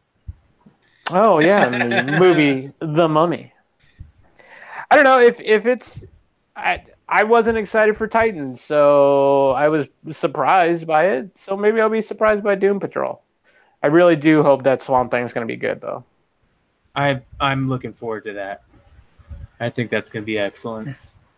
If they do it right, Yes, if they do it right. it's so easy to just make that. But they made it would have been easy for them to make Hawk and Dove into just joke characters on Titans, and they definitely didn't do that. They're Well, badasses. there's something about Swamp Thing though that I think the majority of the time anybody deals with Swamp Thing, especially lately, they know you can only do it in short spurts, but you have to do every time you have to do it good.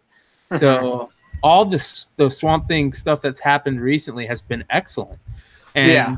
it's because we aren't overran by it. But that's one of those iconic characters that isn't known as iconic unless you know the history of it. And you all think you're getting a new Swamp Thing show? They're just gonna do reruns of the '90s Swamp Thing show. No, and they'll just superimpose Constantine in every once in a while. Yep. He's too busy flying around time with the fucking legends. Yeah. Any of you guys see the Capullo Swamp Thing stuff? I've seen the stuff that he like posted on Instagram in the past, but I haven't seen anything new. It was supposed to be part of that the Walmart books that DC's doing. Oh yeah. So I haven't had a chance to pick it up, but man, it's gorgeous, absolutely gorgeous. So everything he does is good. He told the story at one of the panels that they did in Phoenix this past year where he's like, I want to do Swamp Thing. I want to do Swamp Thing. And DC's like, you can totally do Wonder Woman. And then they saw his Swamp Thing stuff and they're like, we want you to do Swamp Thing. Yeah. Yeah. And that's a character I think that... I prefer Marvel's version of Swamp Thing. Yeah, Man Thing. Oh, especially that R.L. Stein run, huh? Mm-hmm. Giant size Man Thing, huh? Oh, God. I wanted Man Thing to be so good with the R.L. Stein run, and then I remembered R.L. Stein is R.L. Stein. Yeah, right? He's good until you're about 12 years old. Goosebumps is very good as a nostalgia. Yes, it is. It's real hard to watch after.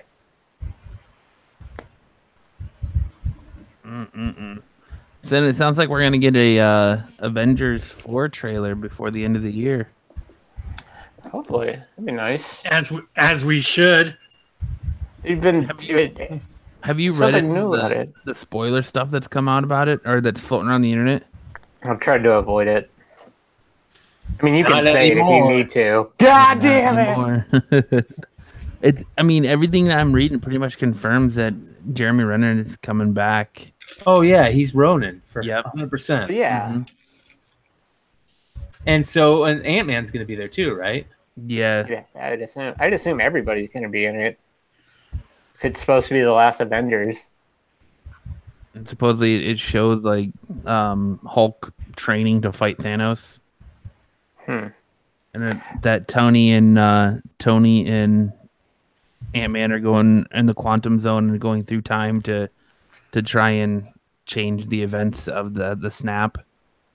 See, the thing I'm worried about is it seems like it could be real easy to do way too much. And that it's supposedly 4 years have passed since the ending of Infinity War.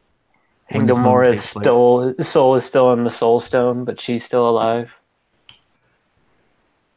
Yeah, she's in the Soul Stone. That's one of the theories, is that he's inside the Soul Stone at the end of that movie. I'd assume, if they go by some of the comics, like the Duggan run was where Gamora is looking for her soul and trying to get back to the Soul Stone to do it. It makes sense. There's a lot of fan theories going around too, that if you look hard enough, when at the end, during the Easter egg at the end of Ant-Man Wasp, when he's in the quantum zone and then you see the finger snap, all of the Infinity Stones are in there behind him. Oh, I'll need to look at that. But yeah, and they've started floating around photos of Pepper Potts in the rescue armor.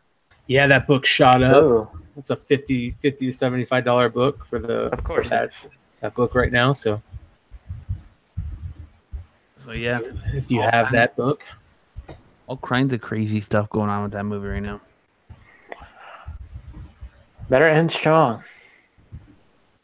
So, I mean, I always get weary with Avengers because sometimes they do way too much, and it feels like a weekend at Ultron's instead of an Age of Ultron.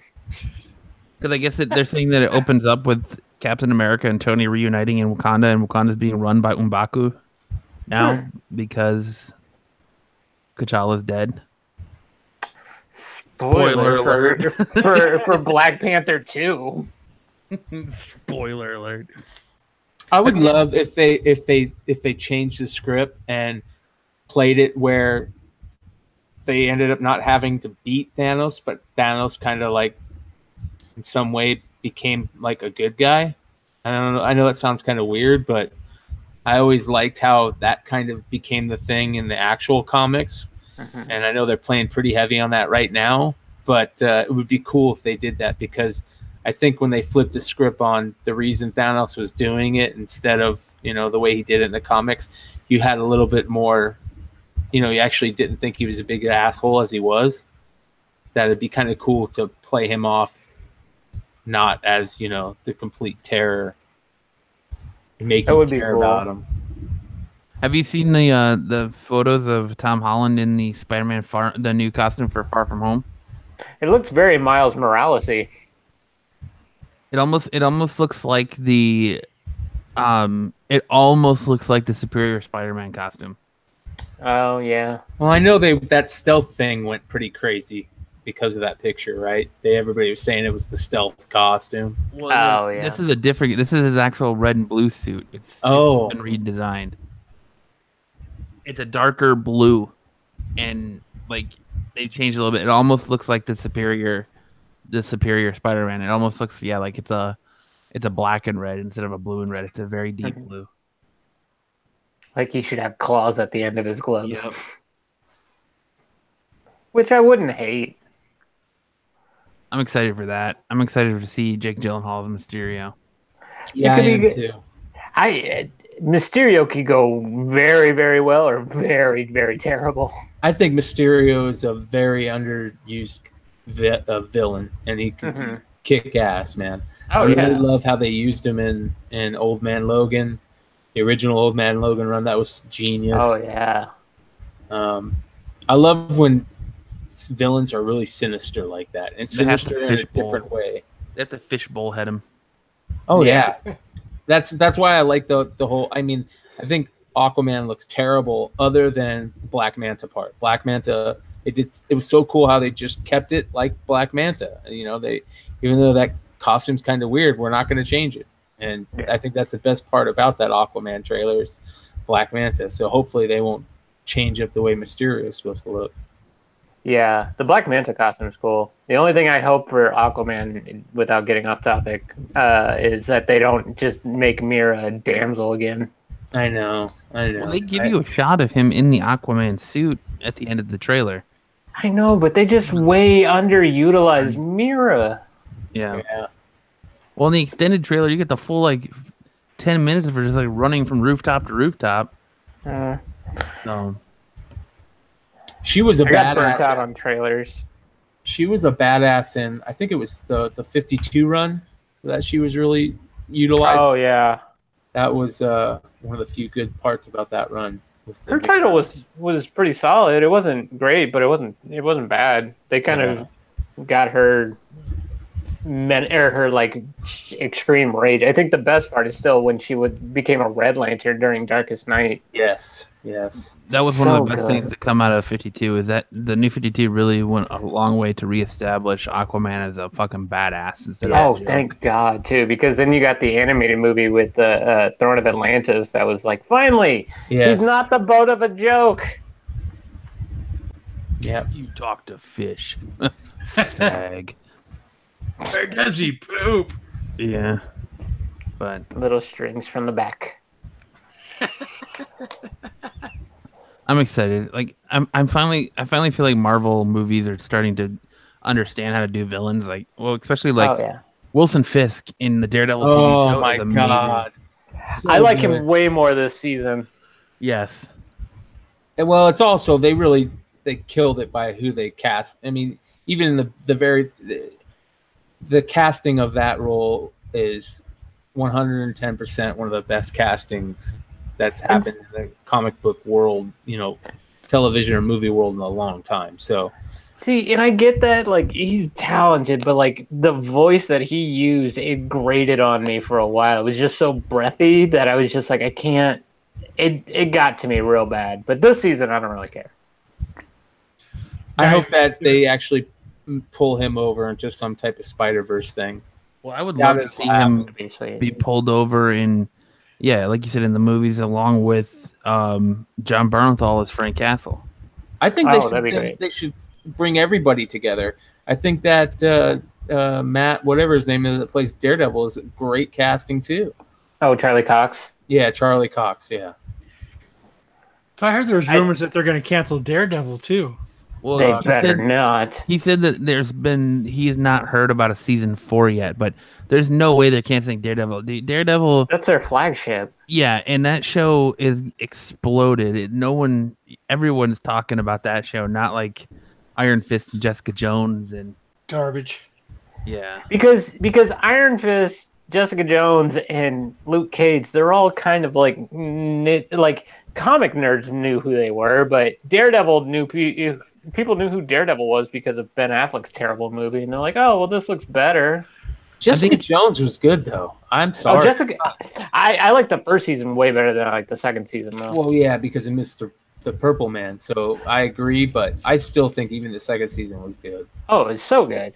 But I also enjoyed the second season of Iron Fist. So did I. I agree. But Iron Fist is also my number one. Like, where I think they screwed up is they should never have had Luke Cage and Iron Fist have separate shows. They should have debuted them in Heroes for Hire. Yes. Absolutely. Because Danny needs Luke Cage to be the funny Danny that we love, and Cage needs to bounce off of that. And now Cage is a criminal? Yeah, right. With a question mark? Yeah, I feel like that's how they're going to segue into he's the new crime boss of Harlem. Yeah. They got to do something, but I hope Jessica Jones doesn't get canceled, and we haven't heard anything about Punisher. For Hire? They haven't confirmed or denied it. They keep talking about like, oh well, Heroes for Hire is one way, Daughters of the Dragon, which I would be super fine with. Missy and Colleen were probably the best part of Iron Fist. I think you're gonna see it. You'll see it rebooted as Heroes for Hire on the Disney streaming app. Yeah, I think that's perfect. I figured that's why they were canceling all of them. It's just because they're just going to transfer everything over eventually. And Disney probably came back with a price that was like, you can keep these characters, but here it is. And they're like, oh, God, no. You could put them on your channel. Thank you very much. Yep. Have a good one. I just think Daredevil, man, is so profitable for them. I don't think. Oh, yeah. I don't think they let go of Daredevil so easily.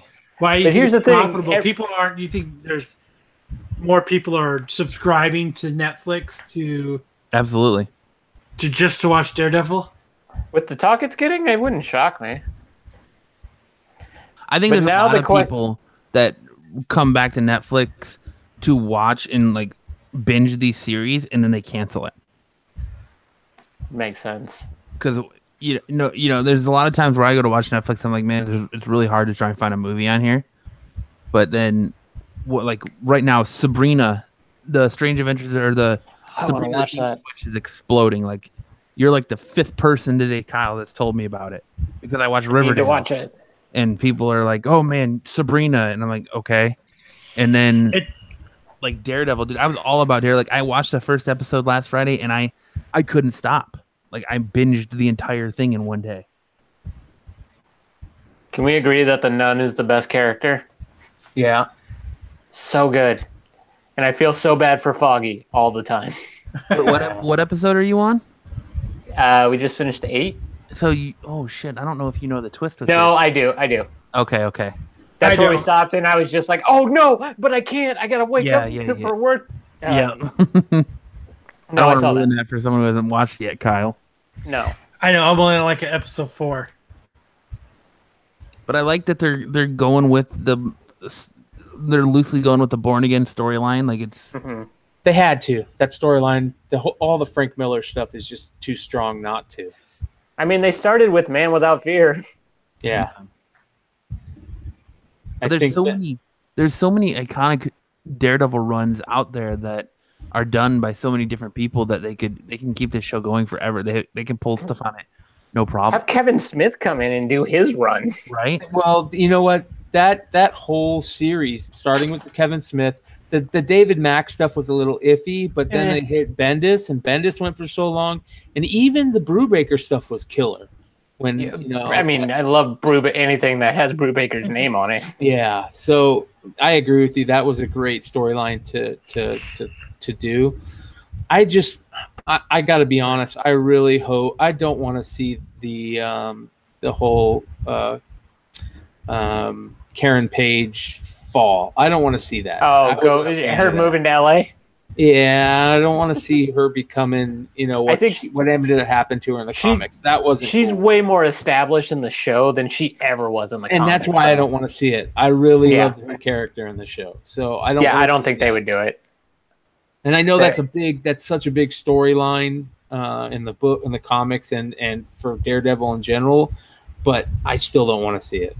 And I think there's so much more on the table that they can do. Like Typhoid Mary could be brought into Daredevil now. Yes. And I like that they don't put Bullseye in some stupid ass costume. Oh God, yes. Like yes, they did that perfectly. You see his little symbol, twice, but once really when it's on like a baseball cap. Oh, the flashback thing. Yeah, I thought that was such an amazing episode. The way that was shot.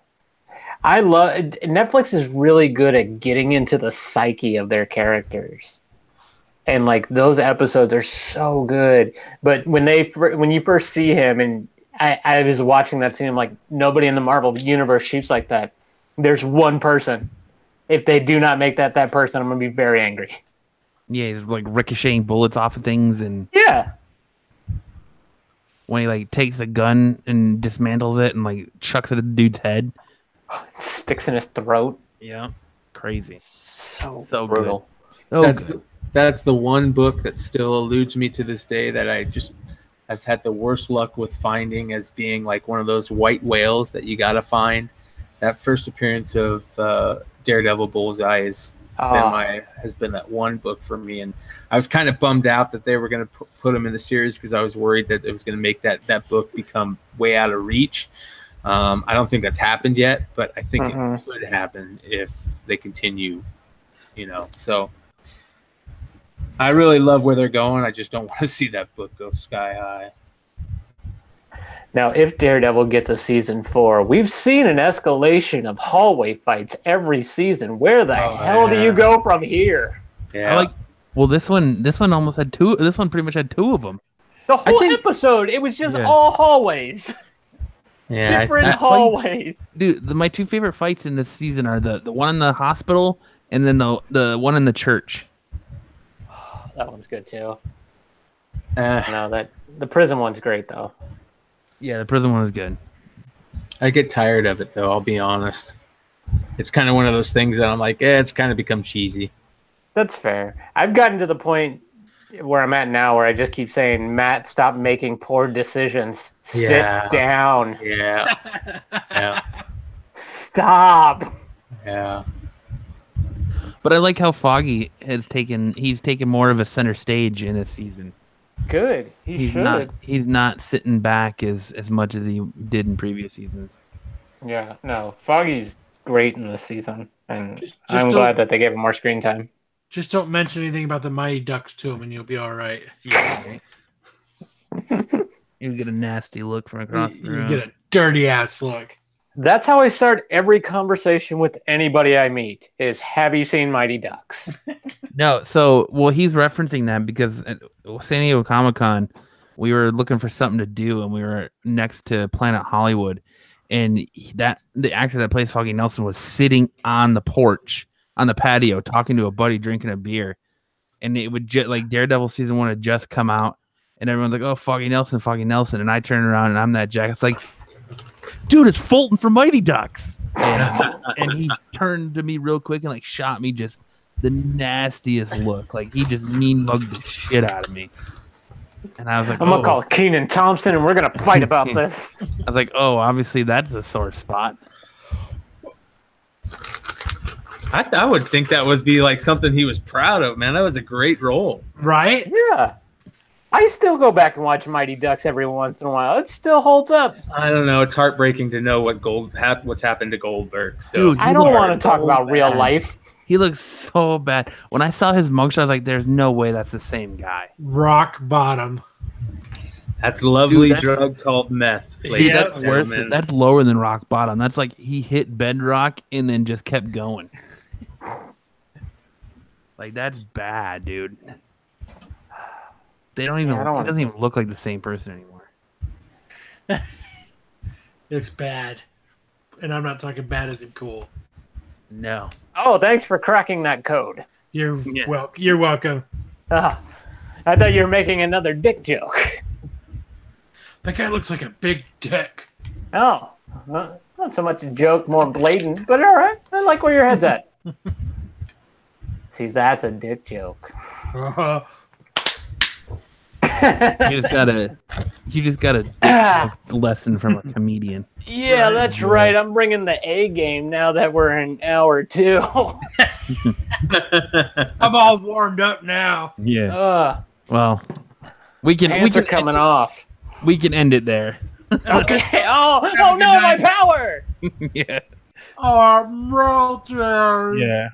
I need validation or I don't exist. Well, before we end it, I just want to do a quick plug. No, you do not plug stuff on our show. I have to. No, you cannot plug anything. You have to get it cleared first. Are you plugging the flip side? Did you guys read Rejected? Did you guys see that book yet? I don't know if you guys know about that book. So it's a little indie book. Let me see here. I'm gotta see the who put it out, publisher. Maybe I got it in my preview copies today. I'm totally going to play the Simpsons like technical difficulty music. Yeah. So anyway, I think it's SourcePoint Press. So anyways, it's a big book. It's part of the we've talked about this before a couple of times. The CBSI Top 10. It's been one of the books that's been on the CBSI Top 10 list the past couple weeks. It's a little indie book that's kind of become the indie darling. And for anybody out there that finds it, throw it up on eBay. They're selling for anywhere for like $50 to $70 for the first prints, and even the second prints I think are getting like $30-$40. But anyways, it's a story basically about a young kid who kind of like doesn't get along with kids in school, and he's bullied a lot, and he kind of goes into his head, and he's got these characters in his head that are kind of like creepy monster guys that he kind of let's get out type deal. It's a really good book. The art is a little for some people out there that are art snobs, it's not great, but the story is killer. It's a really good story. And on November 5th, we're gonna have the author Stan. Let me get his name right here.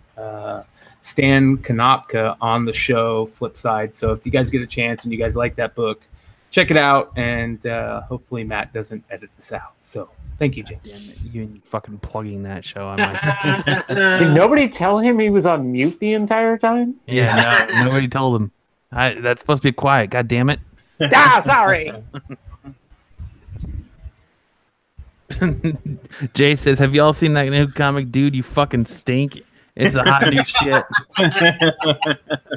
No, I won't plug the callback king. I won't edit that out. I think I've seen the post on CBSI. Yeah, it's a really good book. It's got a really creepy cover. You're just saying that because you're interviewing him next week. No, it's whatever. It's one of the few books I've actually read, new books I've read in the past couple of months. So somebody's catering. You're nice enough to show up and give more than 30%. So I won't. You got it. At this point, edit that out. At this point, I've done more Absolute Geek shows than I've done Flipside, considering we only do it every 2 weeks. So. Because you're on the Premiere podcast. Amen. And you're not watching the Dodgers get beat by the fucking Red Sox. Oh, fucking A. Too bad it's baseball and I could care less unless it's got a puck. You're not watching the Coyotes get the shit smacked out of them again. Yeah, I'll watch that after we're done. I real quick, I hate to say it because I love hockey so much, and I'm a Coyotes fan, because I have to be.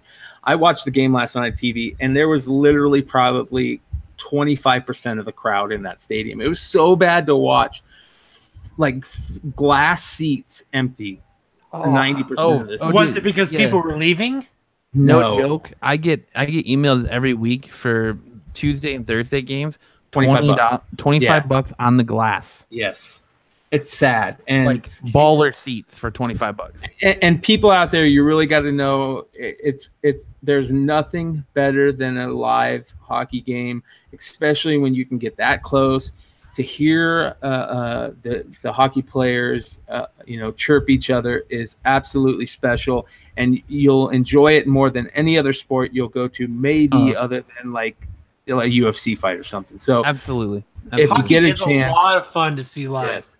If you get a chance, I don't even like hockey, but the most fun I ever had was at a live game. I'm a huge football head. I like hockey's my second favorite sport, but I love football, and I would much rather go to a hockey game live than a football game. Yeah. So if you get a chance, go support the Coyotes. Even go support the ASU. A lot of people don't know this, but ASU has a team that is now playing in the Division I NCAA. Mario Lemieux's son is the freshman on the team this year. That's another fun game to watch because they play in such a small arena. So go support your local hockey teams. That's 2 plugs now. I think you're done. Damn. There we go. The Coyotes Now you better get give us one a public service feedback. announcement. He's gotten 2. And that's going to be about Hitler. So just wait till the end of the show. Oh God, he said incoming. Yeah. All right. Well, we've been at this long enough, and it's been an amazing time. I want to thank Anthony for coming on from Read a Comic Book. Why don't you go ahead and take the last few minutes of the show to tell people where they can find you guys, how they can check out Read a Comic Book.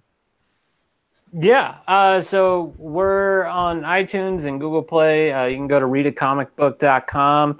I'll actually be with the Couch Cruncher guys in Tucson at Tucson Comic-Con next week. I think that's next week. I should really look at my calendar. Next weekend.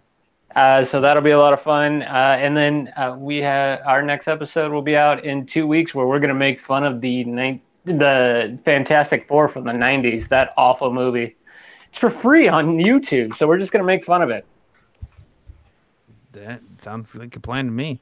Yeah, Nothing better than making fun of bad movies. that's what I do all the time. We're getting buttered up in the chat now. It says AZ's premiere podcast, the crown jewel of AZ Nerdcast. I know. I got all just warm and Oh, fuzzy. well, I don't know about the crown jewel, because I think everyone that participates in AZ Nerdcast is definitely worth checking out. And I think They are we a all- jewel, but we are the crown jewel. Yeah, we all bring All right. different things to the table. All right, guys. Yeah, thanks for having me. Yeah, You just get all small. I'm just gonna go now.